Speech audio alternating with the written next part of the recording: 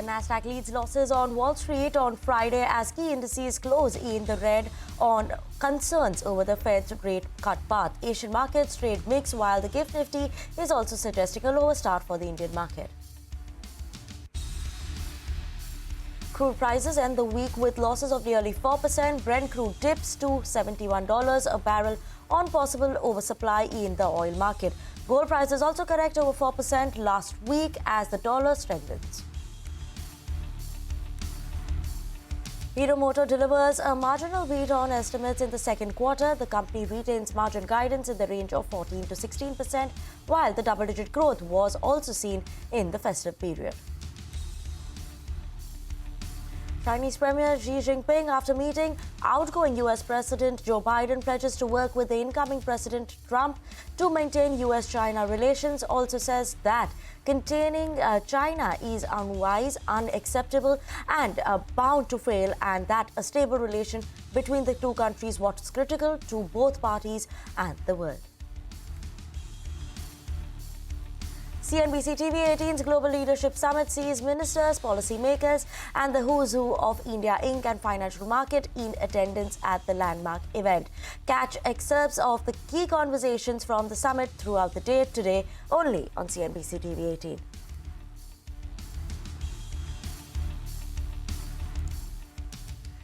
Hello, good morning. You're watching Power Breakfast on CNBC TV 18 and I'm Vinny Motiwala.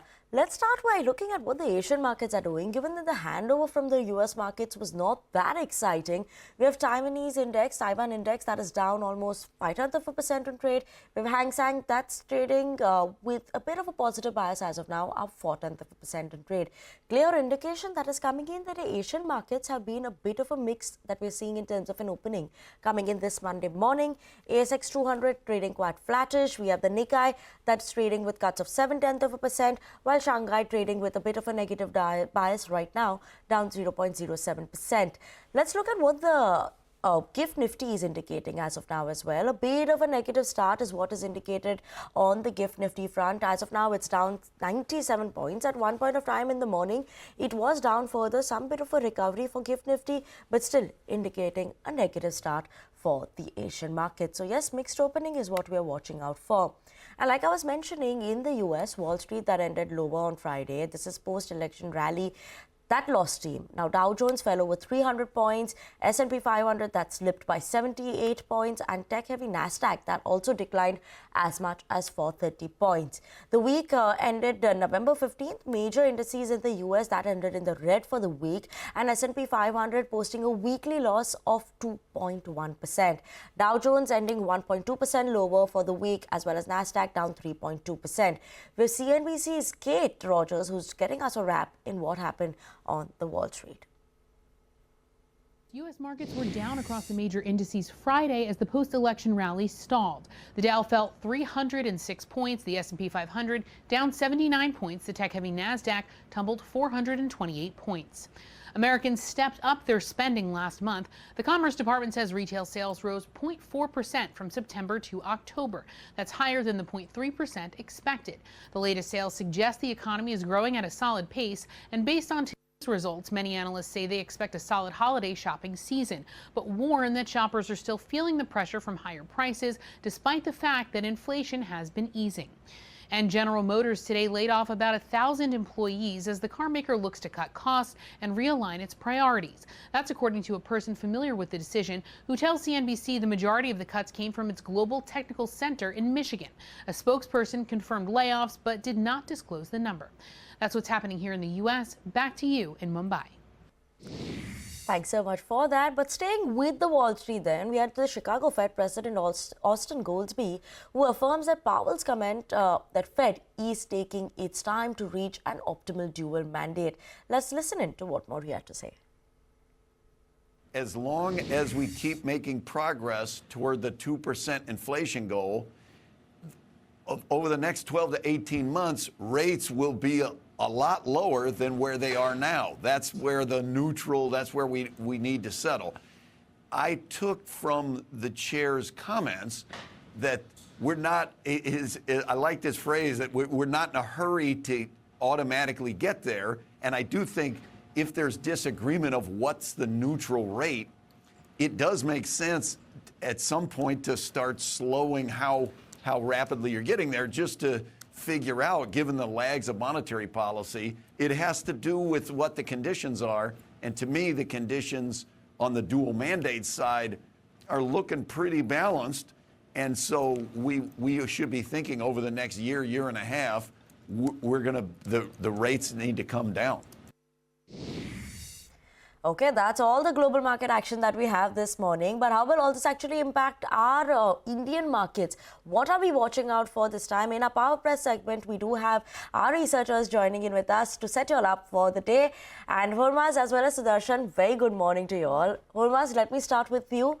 What are we watching out for in terms of the market cues, key important levels, events that we're keeping an eye out on? Good morning, Vinny. Another truncated week lies at the store, but a start seems to be under pressure because the GIFT Nifty is indicating another gap down start for our own markets. Remember, we have 2 days of global cues to digest, and on both days the global cues have been weak, so we'll have to figure that in the start of today's trading session. For the week, it was another loss for the Nifty, another 2.5% cut on the index, a 2.5% cut on the Nifty Bank as well, and now the Nifty has declined in 6 out of the last 7 weeks, and a 6th day of losses as well in Thursday's trading session. Well, major factors, of course, it's all known that there's been a disappointing earnings season which finally came to an end on Thursday. FI selling continues, and now an adverse inflation print also, which has dashed hopes of a rate cut from the Reserve Bank of India, and that is showing up in the sectoral indices as well, right? Most of the sectoral indices, be it auto, FMCG, PSU bank index, most of them are down anywhere between 15 to 20% from their respective record highs, while the Nifty itself is down over 10% from its peak. Now, is it more volatility in store? Yes, it is, because the global cues have now turned adverse as well, because until now the global cues were slightly positive. The US market sell-off continued. The China economy is on the mend. So important levels to watch will be 23,500 on the Nifty, 50,000 on the Nifty Bank, and another truncated week lies in store because of the Maharashtra elections. But for now, the GIFT Nifty pointing to a gap down start for our own markets. Okay, gap down start is what we're watching out for the Indian markets. Thanks so much for that, Hormaz. Let's look at which are the stocks that we should be keeping on our radar today. We do have Delhivery that reported its Q2 numbers, good set of numbers coming in from the company. When you're looking at it, revenue growth of around 12.8%. We also had the EBITDA that turned profitable this time, and profits that were positive for the second consecutive quarter. So Delhivery in focus. On the back of earnings, we have Honasa Consumers in focus. Weak set of numbers. Revenue down 6.9%. EBITDA loss is what the company reported this time of around 30 crores versus an EBITDA of around 40 crores last year. All Cargo Logistics, good revenue growth of around 30%. Freight increase that came in led by the freight increase, as well as margins on this other hand. We saw a bit of a decline there, so let's keep an eye out on All Cargo Logistics. Hero Motor, decent set of numbers, inline set of numbers from the company. Profit seeing a growth of around 14%, revenue of around 11% growth. Margins, 40 basis point expansion there, 14.5% is what the margins came in at. Grasim Industries, that's the one also in focus on the back of its numbers. Revenues were up by 18.3%. Margins came in at 4.27% versus 9.22%. So clear pressure coming in on the margin front. Mainly, there was a lot of pressure on the EBITDA of the chemical side business, which was much lower. So that is something that was seeing a bit of an impact, as well as higher losses in the new business is something that one was watching out for. Crompton, that's also in focus on the back of its numbers, 28% rise in terms of profits, revenue seeing an increase of around 6.4%. Also, we do have Glenmark Pharma, that's in focus, revenue growth of 7.6%, as well as margins seeing a bit of an expansion. Aluminium stocks in focus after China has announced withdrawal of its export tax rebate, so keep an eye out on that. And IGL in focus after the company has announced 20% reduction in gas by GAIL. This is going to be effect from November 16th, impacting the profitability. So keeping an eye out on all these stocks today. But let's move on, and finally we have Sudarshan also, who's here to tell us what are the cues in the world of F&O. Morning, Vinny. So on Friday, we saw Sensex Nifty closing with minor cuts, but nevertheless, it was a close in the red for 6 consecutive days. And for today, also GIFT Nifty tracking 2 days of global cues is indicating a sharp downtick start for our market. Talking about institutional flows, FIs continue to sell. On Friday, we saw FIs selling almost 19,000 crore in the 1,900 crore in the cash market, while DIs have bought almost 2,500 crore. Even in the index futures, we saw FIs selling more than 400 crore, and at the same time, they have added long contracts of more than 7,000. But In front of that, they have added short contracts as well, an addition in the short contracts of almost 16,000. And with this, long exposure for FIs now reduced to 23%. Just good parties, now it looks in the oversold zone. So I wouldn't be surprised if there is a recovery in the market intraday. Talking about the client side, total long contracts stand at 2.91 lakhs and exposure stands at 68%. On the option front, on the call side, 23,600 call has seen addition of 22 lakh shares and 23,700 call has seen addition of almost 15 lakh shares with premium at 78. On the put side, 23,400 put has seen addition of more than 10 lakh shares and premium is 87. Now, important levels for Nifty, support is now seen somewhere around 23,460. That is around the intraday low of 23,480 that we saw on Friday, and resistance is now 23,600. Two stocks that can be in focus. First, IGL, fresh shorts were building up. Now there is a news flow as well. And second is Apollo Tyres. After earnings, we are seeing fresh longs were building up. So keep an eye on these two stocks as well. Okay, Sudarshan, thank you so much for that. But on that note, let's rip into a very short break. And after the break, we'll talk about Hero Motors Q2 numbers, the fine print on that front. So stay tuned in.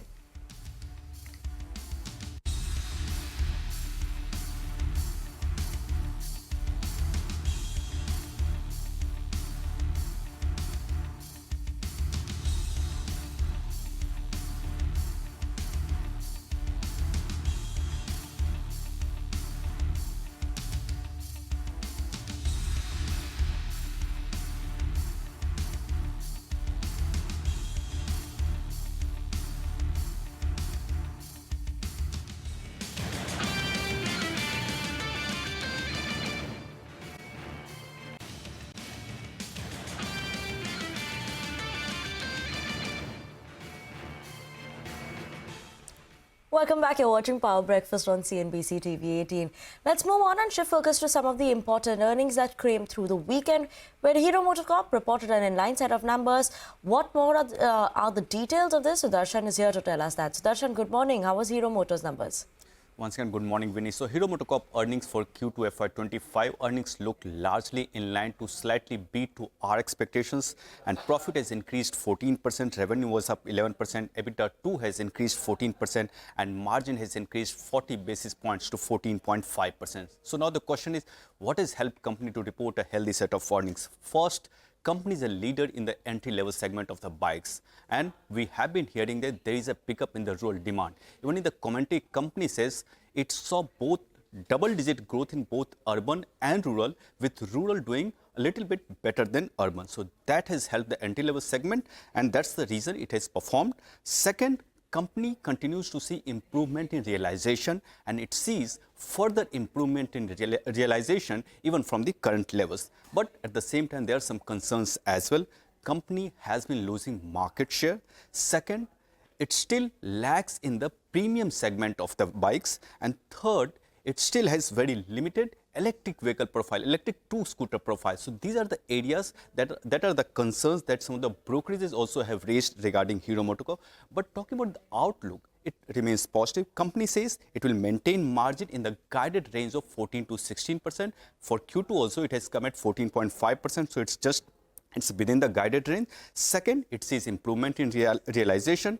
And third, that's very important, it says it will cover all price points for electric vehicle business latest by early next year, and it's going to launch middleweight electric vehicle motorcycle very soon in partnership with Zero Motorcycles, and it's going to deliver on profitability in line with guided path. So earnings were in line to slightly beat, and even outlook is positive. That's the reason I'm expecting a Hero Moto to have a good session today. Okay, thank you so much for that, Sudarshan. We'll keep an eye out on Hero Motor and trade today. But let's move on. And India is not the great manufacturing country, and we are still in our pre-teens. That's the word coming in from Sanjan Jindal, Chairman and Managing Director of JSW Group. While speaking to Shireen Bhan at the Global Leadership Summit, he also discussed JSW's plans to produce 1 million cars in the next 5 years. Listen in to the excerpt of that conversation. So I wish he was in manufacturing, then he wouldn't say this. So I was saying that, we are not yet the factory of the world.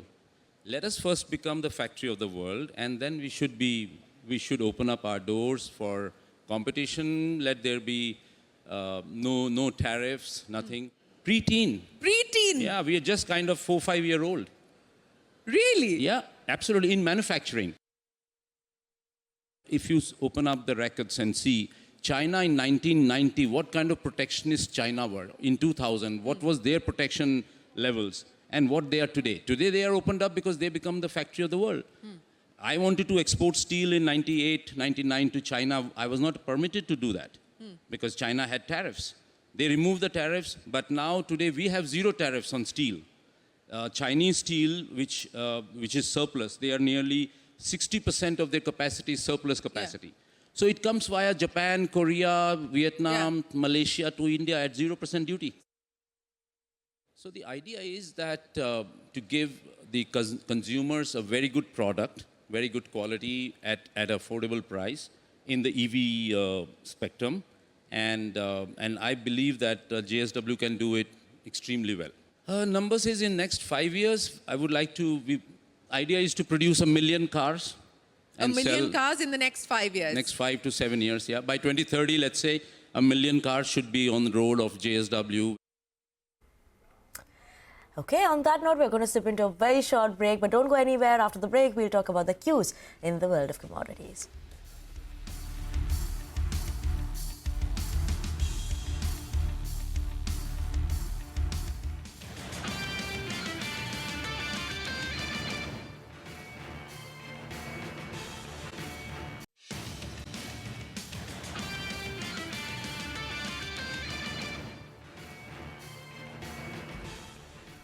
Welcome back and thanks for staying tuned into Power Breakfast on CNBC TV 18. And like promised, we have Manisha Gupta joining in with us to talk to us about what's happening in the world of commodities, Brent, gold. Manisha, good morning. What are we looking at this morning? Well, thank you for that. While India had a long weekend, but there's so much that has happened over the weekend in the global markets, and that really seems to be impacting commodities right now. I'll start with what China has done, and they have announced removing of tax rebate that covers nearly 5 million tons of exports. Now, we have seen aluminum prices gain up by between 4 to 5% on Friday, and it is trading in the positive in Asian markets even right now. China also has lowered tax rebates for refined oil, solar, battery, etc. So even as the metal prices fell for a 7th straight week in the previous one, Friday saw good gains, and today in the morning we are looking at some strength coming back in case of many of these commodities. Well, copper prices put in a worst week in 4 months. We've seen steel prices fall down to a 2-month lows. Nickel is right now trading at around multi-year lows or 4-year lows, by the way. But today in Asia, there is buying that we've seen across many of these commodities. Same goes for gold and silver as well. Previous week was the worst weekly decline that gold put in since June 2021, a 4% of a cut, and that is because the dollar index was raising. But with dollar index now stabilizing, we've seen some buying come back in gold and silver as well. So 1% of gains for both of these commodities. Same goes for the crude oil prices also, where previous week wasn't such a great one. 4% of a decline is what it posted, but markets are looking at some buying coming in right now as well. Okay, Manisha, thank you so much for that update there. But let's move on to some national news. And the national capital continues to choke under severe air pollution. This has forced the government's air quality panel to announce enforcement of GRAP 4 measures, which will come into effect from today. Physical classes will be suspended for students except those in the 10th and 12th grade. Authorities have also urged public and private workplaces to implement 50% workforce policy. Other restrictions, including a ban on truck entries and temporary halt on construction projects, is also underway. Okay, that's all the time that we have on this edition of Power Breakfast on CNBC TV 18. Thank you so much for tuning in. But don't go anywhere. Bazaar Morning Call up next.